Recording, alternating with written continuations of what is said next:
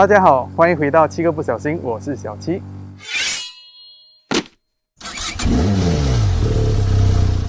今天我们来谈这台 Benelli 的幼狮 Leoncino 250 SE。看到这台车就想到它的老大 Leoncino 500。那整体的设计都是 Leoncino 的家族。Leoncino 的意思是指幼狮，整体的设计都是围绕着Cafe Racer 的概念去做造型，所以颜值很高，是复古车当中做的还不错的一台。这台车的车头灯是椭圆形，装备了现代的 LED， 也配置了 Daytime Running Light。灯光的亮度和远度其实是够用的，但照明的部分就比较窄一点。仪表是单色的 LCD， 操作也没有什么特别，有 ABS 开关的按钮。如果你想要关掉 ABS 进行滑胎或越野也是可以，也是没问题。在250级别的车里是比较罕见。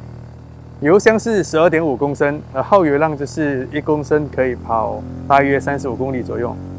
如果我把油箱打满的话，可以跑大约350公里左右吧。当然也要看你要右手怎么控制你的油门呐。所以可以说油箱和耗油量是合理的。悬吊方面呢，前面是很大气的 41mm 的倒叉，而后面是单预载可调避震器。刹车方面呢，是前刹配备了超大碗的对向式活塞卡钳，后面是单活塞卡钳。它所使用的管就是 Steel Braid Hose， 代表说它用刹车手感等等的会比较好。轮胎方面的话，就是前面10、70、17，然后后面是150、60、17。原厂所使用的轮胎配备是象牌的 Sportec M5， 车胎还不错。我们其实有去做一些测试，到4都还可以抓地力都还算不错。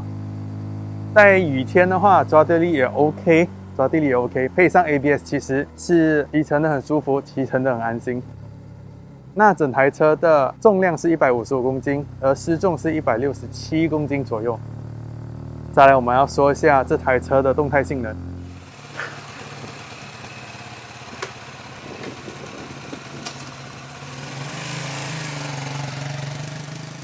这台车配备了单缸 250cc 水冷 VOHC 引擎，马力26匹左右，在11500转爆发。扭力呢，就是在8500转爆发。那它的扭力差不多是20.5牛顿米。说到这一点的话，这样的数据其实简单来说是一台单缸的高转车。另外一件事情我想要特别讲的就是这个排气管。这个原厂的排气管呢，其实我觉得很满意。为什么呢？因为它的声浪非常的浑厚。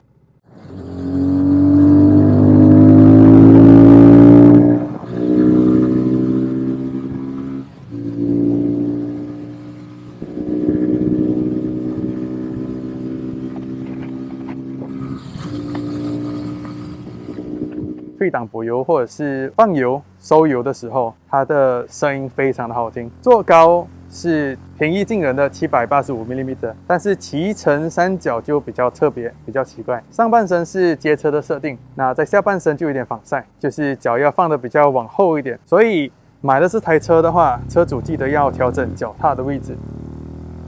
我骑了将近1000公里，整体的感觉我认为是比较适合比较宽敞的地方，适合比较郊外的地区去骑。Leoncino是高转车，所以在扭力要在高转区才爆发，所以其实要一直的换挡会有一点点累。在都市骑乘的话，会稍微尴尬，低档又太多，那高档又不太有力，所以才会比较适合是一个直路或者是跑一个100公里还是稍微跑远一点点的地方，那我觉得比较适合。但是呢，如果你要把这台车用在市区骑乘的话，其实如果你已经熟悉了这台车，它的灵活性可以应付很多的状况，比方说像塞车、堵车等等的都没有什么问题，因为它的灵活性在那里。那在刹车方面的话，我觉得也是很满意，尤其是前刹是4个活塞，那前刹是完全是够用，但是后刹的话，其实它会稍微有一点点的敏感，你踩下去它会刹的很多。但是我本身其实我蛮喜欢用后刹来控制整台车，所以对我来讲也还好。过弯的话，稳定性也 OK， 没有问题。所以如果你要去比较热血一点的过弯的话，我觉得是没有问题，是足够的，因为它悬吊比较硬，也比较稳定。当然，如果你想要再升级，来一个比较比如说，因为它后面预载可调是预载的嘛，你要升级成更多更好的也是没问题。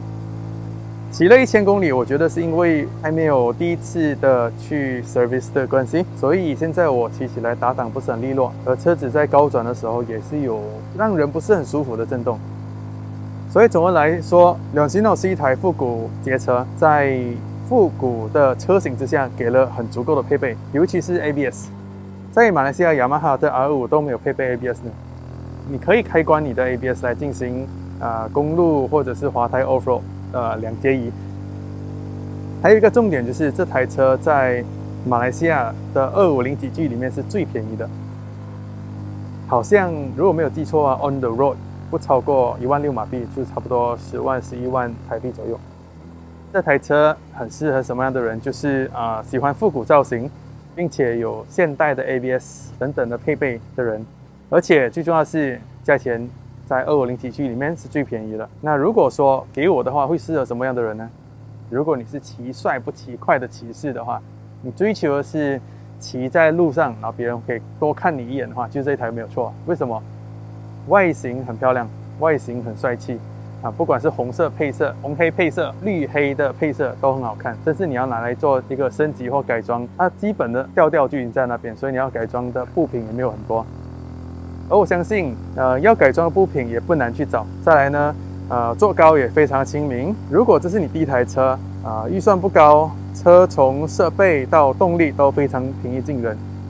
我最满意的地方就是它的排气管，排气管声浪完全不像是一台单缸车，所以你骑出去，别人会多看你一眼。我觉得很适合这种骑帅不骑快的骑士。好，如果今天你是有兴趣想要买这台Leoncino 250 SE 的话，希望今天的一个分享可以给你带来一定的参考价值。那如果说在接下来的日子里面有真的一个车主骑了一段日子之后，想要跟我们分享他骑乘心得的话，欢迎你在下面留言。